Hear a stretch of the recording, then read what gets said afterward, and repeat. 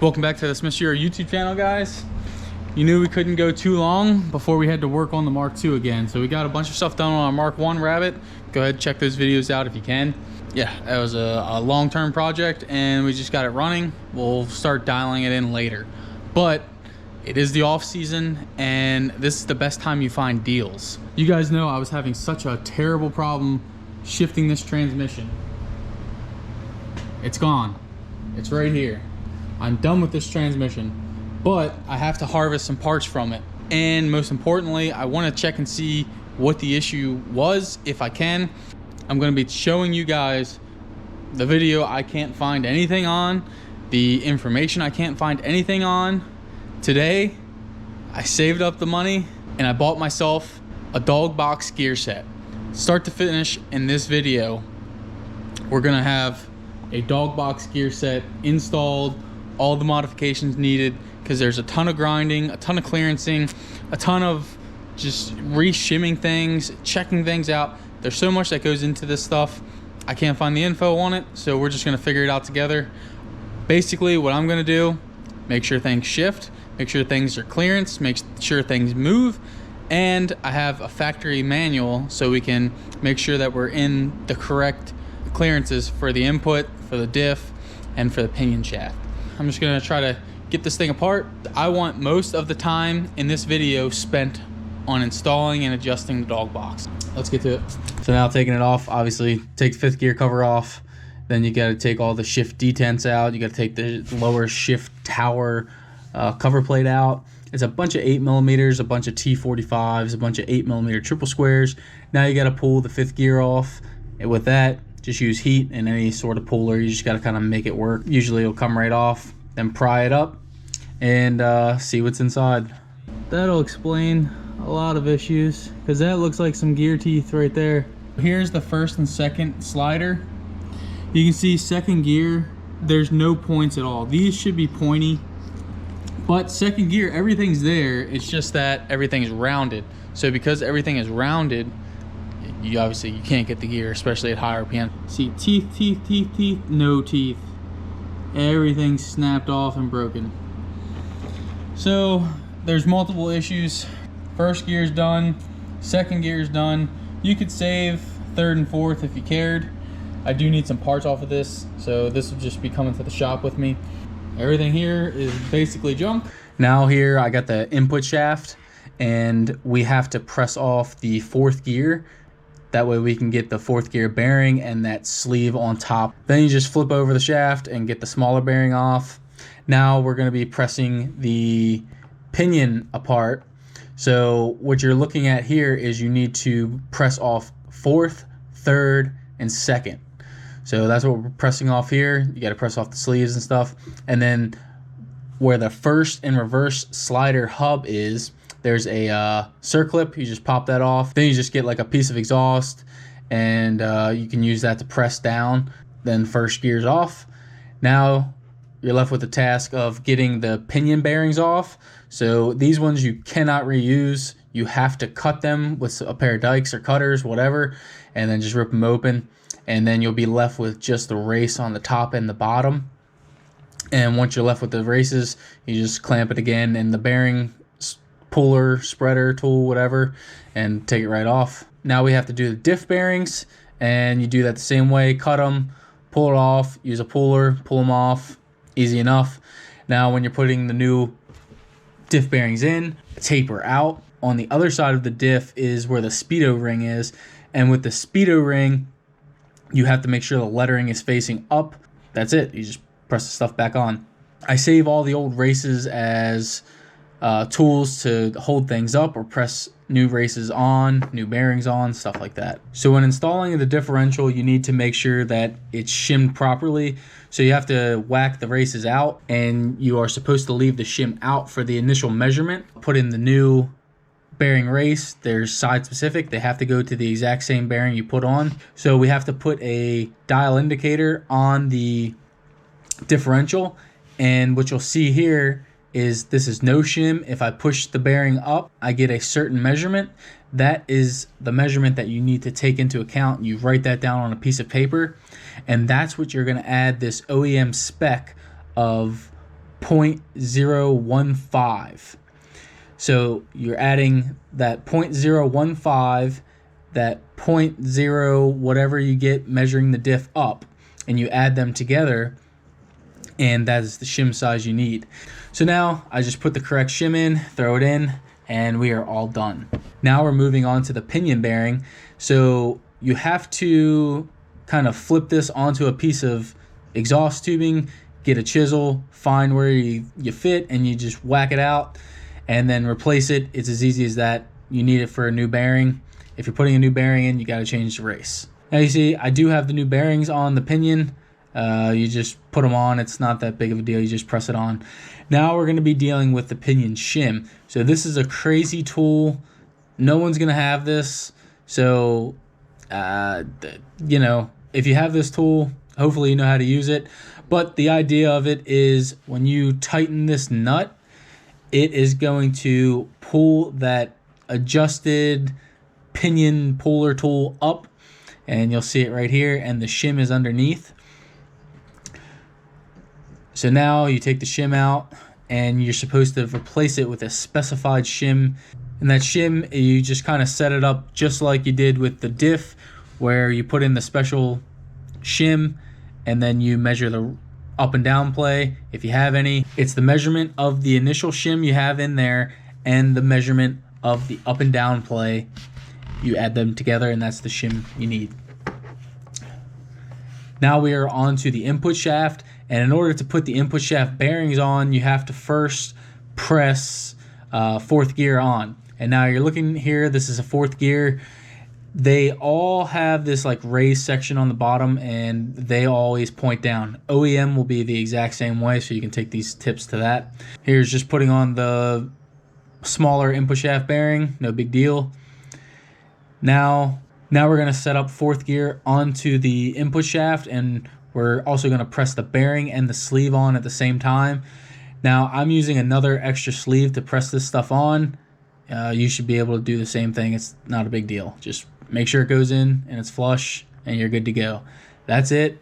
Don't have to do anything else with the input shaft until we're all done. Now we're moving on to the pinion. And what I like to do is just put a cap full of whatever gear oil you're using and just brush it on every bearing surface, anything that's going to need to spin. Now we're going to take the bearing carrier and we're going to throw it on the pinion. Special thrust washer, and you'll see it has this like small inner indent protruding, and that faces down. Then we're going on to our needle rollers. These needle rollers are very specific, and they also are very crucial. So just make sure you put the right ones where you put them back where you took them off. Putting on first gear, obviously first gear is going to be the largest. So you just slide it down and make sure it spins. It's really that easy. Now here is the synchro hub for reverse and first and second gear. It's all the same hub. Make sure everything is nice and free.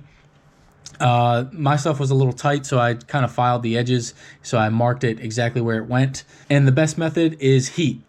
Use a map gas, heat it up, leather glove, throw it on. I'm going to use that a lot here. So after you put on that synchronizer, you're then going to just put the circlip on, easy enough. Then we're going to put the first and second gear hub slider with the reverse teeth up. That's how it goes. You got to make sure everything moves nice and free. Here you can see I'm just turning it, making sure the dog's engaged. Now we're on to another needle roller, lube it up just like everything else. Now we're taking second gear. Obviously it's going to be the second largest gear. It faces down. Dogs got to face the dogs. You can't mess this up unless you're trying to. So just put it on, make sure it moves around, and then pull it up, test it out, see how it's going to feel. Next, we're onto a thrust washer. Make sure you put some gear oil on that. Next thing is going to be one of the race guides, whatever you want to call it. And again, just heat it up with map gas. Don't go crazy, but just heat it up and throw it on.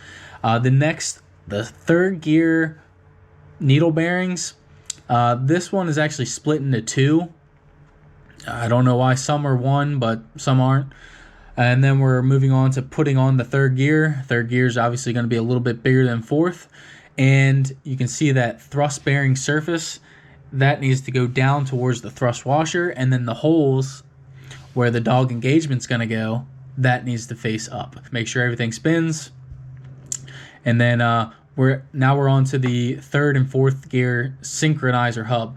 You got to make sure it moves free. And again, I filed some edges and I heated this up and threw it on, no problem. I then heated up the needle bearing race and threw that on and coat everything down again. Now we're going to be on to putting the synchronizer hub on. Remember, I marked it. I made sure everything was free and clear, and just put it on the same way you made sure it was good. Then we're going to throw on the next needle bearing. Now we have 4th gear. You just face it down where the dogs are going to go. So spin it around, check out how the dog engagement is going to work. Make sure everything spins nice and free. If anything's tight and bound up, this is where you have to address it. Not going to be able to do it later. Now we have the next thrust washer and then one more needle bearing race. This one has to go on. This is for the upper case. This is what locates it in. So here you can see I'm just throwing in the input shaft, making sure it spins nice and free. Now I'm showing you where the input shaft preload shim is. So it's actually in the back of the case. So you just kind of whack that out and then there's that desired shim.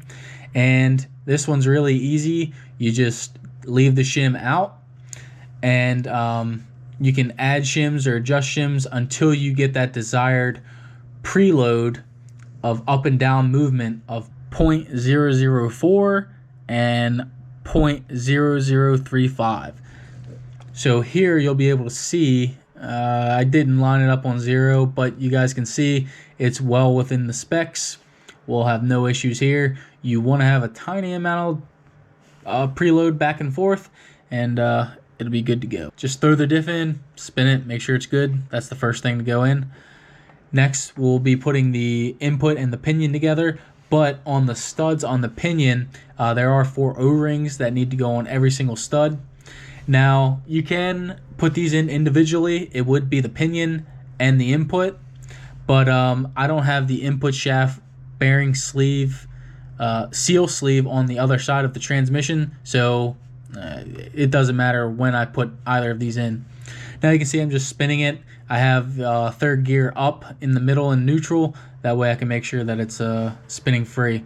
So here is the reverse idler, and this is the aftermarket gear on the bottom, the easy one. That goes on the bottom, and the indentation or protrudence faces up. And then now we're going to be seeing where we're going to have to modify our reverse selector and our reverse gear itself. So tighten everything together, and then you'll see this bearing plate. You'll see as I'm prying the reverse bearing plate up is actually moving the reverse fork or the reverse selector up. You have to move it up in order to keep the reverse gear off of first gear. And here is the reverse fork that we have to modify. We have to grind that down. That's because when it's fully up and engaging reverse, it would run into 2nd gear. So you can see I have plenty of clearance now, no big deal. With this reverse, I'm having an issue because my input shaft is flat and the reverse gear is flat. Whereas the input shaft first gear should be beveled, but it's not. So I'm gonna have to just bevel my reverse. So now you'll see my reverse is beveled on both sides, and now I have clearance. Now we're off to the shift forks, and you only have to grind this 3rd and 4th one only on this one side. You just have to grind a straight line across on top and the bottom, and then you'll be perfectly clear. You won't have any issues. Here it is ground away. I have plenty of room, no issues. Now we can throw the case together and we can see where we've messed up. You can see I'm now at home. Ground everything down, bent a bunch of stuff, and got it to where I could put the trans together at work, and then kept having issues. When I would try to put the shifter in, it would get stuck. So you'd push it in and it would literally just stick. Like, it'd be so tough, it wouldn't spring back at all. See now how it's OEM and it wants to spring back how it's supposed to. Turns out that the reason behind it was that selector shaft for the reverse gear that I bent up. I had it bent up a little too much, and when it's bent up a little too much, it keeps too much pressure on 3 and 4. The selector was like like that. So it was like always wanting to be engaged. So now that that's figured out, I'm probably gonna go in and knock it down a little bit more. Remember, this was an issue because when I was first doing it, the input shaft on my gear set is straight, whereas all the other ones I've seen have been beveled. So when they're beveled, the reverse gear clears it no problem, but mine's straight, so I've had to grind the hell out of my reverse gear in order to clear it. So now what I'm doing is just tapping the little bracket down a little bit more and making sure it works. Bench test this a million times. You have to have everything in. So I have a giant stud. This is what locates the reverse idler. And then right here, this is what bolts the reverse idler in. And you have your shift tower detent pins, have the lower shifter cover, that's bolted in. And then I also have the shift tower totally bolted in. I'm gonna show you real quick that everything works. So you'll be watching about right here, you'll watch as it spins. Here's reverse. So you can see what direction it's going in. So now out. This is either first or second. You can see how lazy it spins. Here's another one. This is either first or second. I don't know which one it is. And then it's come out. Go. I think this is fourth because it takes a lot of effort to spin it. That's like 1 to 1. And yeah, that's third because that's easier to spin. Just make sure you try everything. And also, you got to remember, since it's that dog engagement, when you go in to test, it doesn't always just bump in like that. See, like I'll come out, I can't go into first right now, but if I spin the shaft, it drops right in. Keep that in mind, that it's not just gonna go in if you're not spinning the trans. I'm gonna take this back off, show you guys what I was talking about. I'm gonna bump it down a little bit more. I'll probably reassemble it one more time, make sure everything's good. But then after that, guys, it's done. So let's just get this done. So this bracket right here, you see, you have to bend this. It's just what you have to do. The bending of this, see, mine's pretty high, but mine works. If you go any higher than this, your shifter's not gonna work. I'm gonna try to bump this down a little bit more. It keeps everything a little bit further up. So if I can bump it down just another mil, should never have an issue, and if anything is an issue, it'll kind of wear itself in. And let me take this off. You just grab this and wiggle it. It's hard to do with one hand. There you go. How much of a gap I have right now, so I'm going to whack it down a little bit more. Just keep this stuff in mind. Go back, figure it out. No one's gonna have the answer. I've asked a bunch of people have chimed in and helped and kind of led me in the right direction.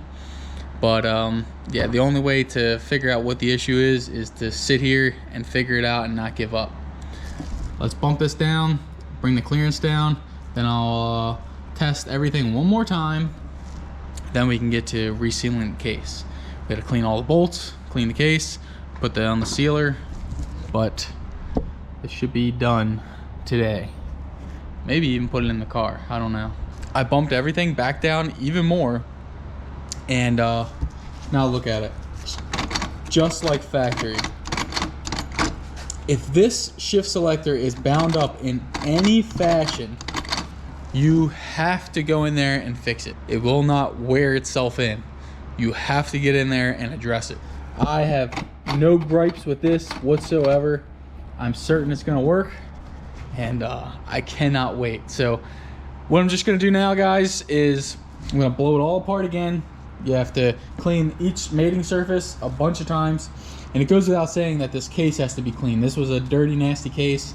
I used Purple Power, I used wire brushes, all kinds of degreasers, and it's good to go. And then I also have a bunch of the seals that need to go back in. Every one of these shift selectors, they have little O-rings, so you got to replace them. Here's one I'll show you. See that O-ring? They all have those. The bottom shift tower, little plug, you have to put some sealer around that and then pop it in, tighten it up. Same with the shifter itself. Put some sealer around it up top, pop it in, it's good to go. I'm gonna try my best to have all these part numbers in the description of every bearing I used and why and whatnot. Yeah, right now guys, just gonna get it all cleaned up, bolt everything together. All of these bolts, all of these 18s, including the nuts on the pinion on the inside, they all go to 18 foot-pounds plus a 90 degree. I never do that. It's up to you if you want to do that. I always feel like there's a possibility of breaking the bolts, so I just run them with my impact gun, and then I go around by hand and make them tight. I go by the Guden tight method. Make sure your magnet's in. I've went around both sides of the transmission case 3 times, cleaning it all with brake clean. I put in the part number for Honda Bond, and this is all I could get, was RTV Ultra Gray. This is supposed to be perfectly fine for it, so that's what we're using.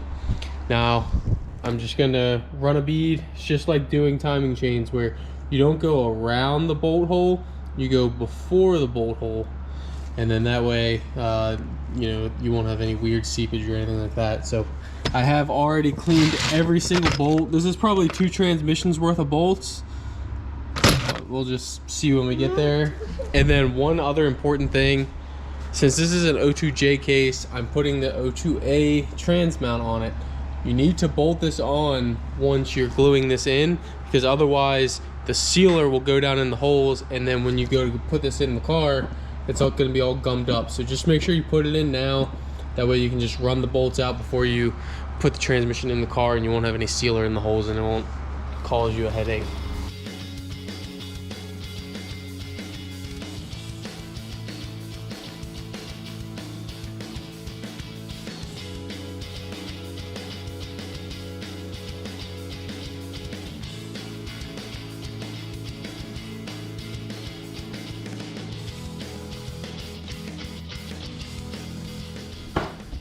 We are finished. I did not think that I was gonna have a dog box this soon. I'm just so excited for this. I feel like the possibilities are endless this year. We can become now consistent. We can become competitive, and most of all, we can go fast. We went through the transmission. We rebuilt it with OEM specifications. And remember, when you're rebuilding these transmissions, the gear set, the input shaft, the diff, the pinion, none of that has shims on it. So you can assemble that outside, no problem. Every shim is in the case. So you have a diff shim right here on the case. You got the pinion shim down in here. And then on the back side, you have the input shaft shim right behind this bearing right there. Now, there were a bunch of bearings that I had to replace simply because you could not get them off without ruining them. The diff bearings I wanted to do anyway, just because I didn't feel like swapping them from that other transmission. The other transmission that had all the teeth messed up and all that stuff, that was built by someone else. I had bought it, it was broken, and I swapped a different gear set in it. It worked for a year, and then it died. That one was making a bunch of noise, or, you know, whatever. I don't know if I talked about the gear set enough. So this gear set I bought from a part out. This is a KP tuned Sapino or Safino, however you want to say it. Now you can directly order them from Paul, and you can change all these gear ratios, which is nice. Mine has a welded on 3rd gear, so if I ever want to change 3rd gear, I would have to grind it off and change it, but I don't think I'll ever have to. If I want to change anything, it'd probably be 4th. It all depends where you're going through the traps. If you're going through the traps right now at 8,500 on 23s, 23-inch tall slicks, it says I should be at about 137 mile per hour. Again, go to Tremec. They have a great gear calculator. You put in all your information and you can figure out where you want to be. Last year, I was topped out and I was on limiter at 126. I couldn't shift. I had a bunch of issues, so I think it's no doubt we'll be in the 130s this year. So yeah, we got plenty of stuff to do. Now, everyone's probably going to be like, oh, why didn't you do this brace or this or that? The reason I bought this gear set was literally just because it was cheap. It was a brand new gear set in a part out. An insane price I got it for. That's the only reason I bought it. I 100% was just planning on rebuilding a stock trans again, but this just came up. Money's always tight. It's tight for everybody. So now I have the gear set. I have the diff, which I got that for a good deal because it was in a bad trans. And then all the seals and stuff like that. I'm into this transmission total for just under $2,000. Maybe somebody can beat that price, but a brand new Dogbox set, all, well, say 75% new bearings and all new seals, and a Quaife diff for under $2,000, I don't think anybody's gonna beat that. So as of right now, this thing owes me nothing just sitting here. I could sell this transmission and probably make another $1,000, maybe even more. So the money is not, it's not like I'm just going out there spending crazy money. Yeah, guys, I'm not gonna show throwing this in the car. It's obviously, it's just a trans. I am buying tomorrow a twin disc. So I think theoretically the drivetrain should be bulletproof. I have the DSS axles, again, got that from a part out. I'm buying Clutch Masters twin disc tomorrow, again from a part out. And we have this Dogbox, KP Tune Dogbox with a 424. So this is all motor. This should move. And after that, we can go and get into more things like probably be putting a cage in it soon. So thank you guys for sticking around. If this transmission works well and you guys buy a gear set and you can't figure it out on your own, you can always send me a message, or you can even ship it to me. I'll rebuild it for you. But obviously, it's a decent amount of money. So just figure it out. Hopefully the next time we're talking about this transmission, it's going to be the first pass. I don't know if we're going to drive it on the street or if we're just going to go right to the track. We got to figure it out. We're still in, it just turned February, so it's still very cold. Thanks again for watching, and I'll see you guys in the next one.